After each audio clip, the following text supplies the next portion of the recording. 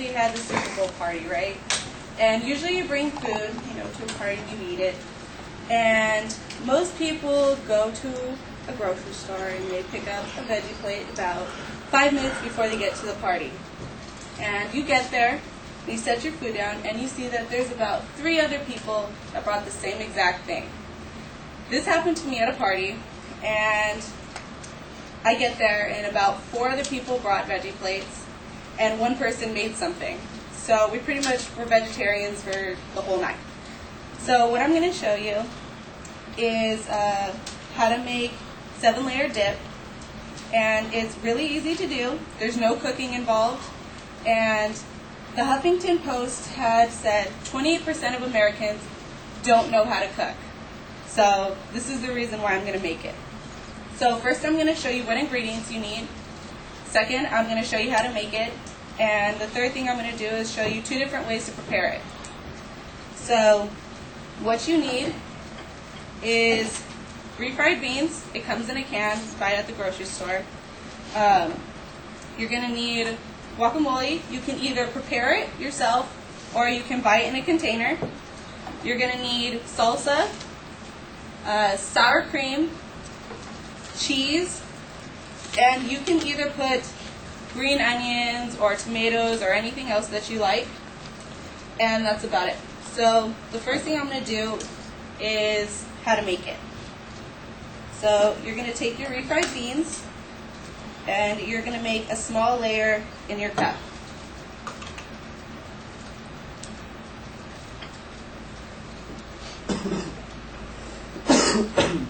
So usually you want to put the densest thing on bottom so that when you make it, it doesn't, kind of sink into each other.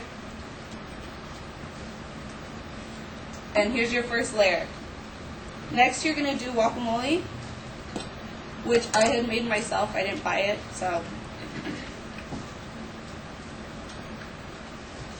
you're going to put in your second layer.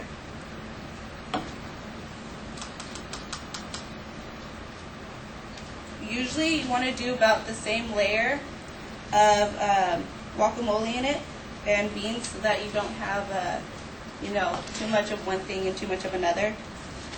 And next you're going to do sour cream.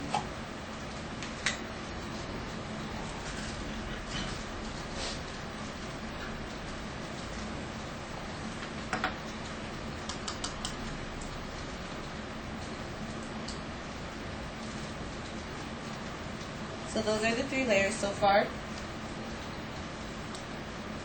And next is your salsa. You can either do red or green salsa, depends on what you like and how hot you want it to be.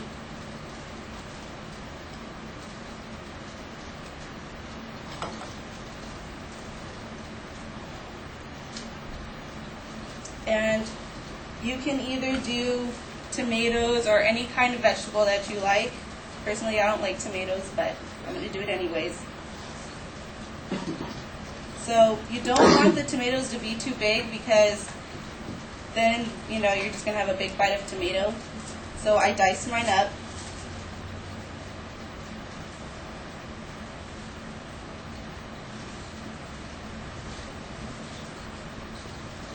So you have 1 layer of tomatoes. Next I did was cheese. You can use any type of cheese. I did Mexican style cheese, and it definitely has to be grated. You don't want sliced cheese, that'd be kind of gross.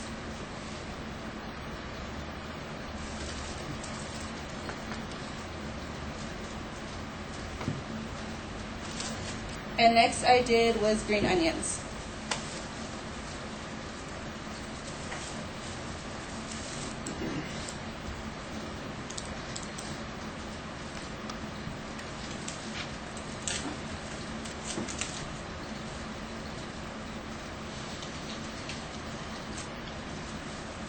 I can get it out.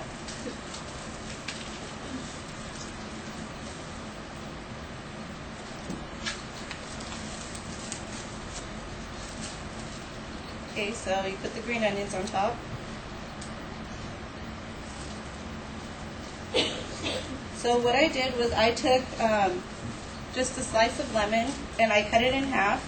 And this is just for decoration. and you pretty much pull it apart and you place it on top, and so now you have a little lemon wedge. And that's the first way that you can do it. So next is how to prepare it, or how to make it look pretty, which is the first one I did, which is pretty much good for individual sizes. Say if you had a small get-together with people, this is the first way you can do it. And the next way is pretty much a big container of it. So this would be good, say if you had a party and you had a bunch of people and you don't want to really do individual sizes, you can do this. People can serve themselves. So as you can see at the top, I put the lemon. And what you pretty much want to do is take the chips. It can be any kind. It can be tortilla chips if you want to go even more healthy. You can do pita chips, which is good as well. And you want to place this either in the middle of a plate and have the chips set around it, and people can grab them themselves, or you can take the small one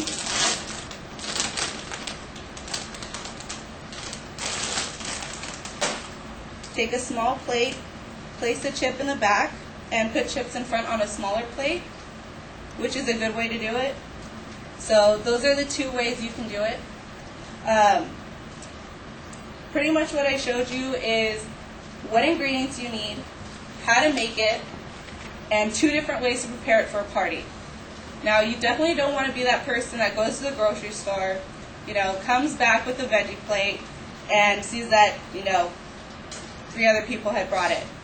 And you definitely don't want to be like the 28% of Americans that don't know how to cook, because first of all, there's no baking, no cooking, and you don't really need any skills to make it. So that's about it.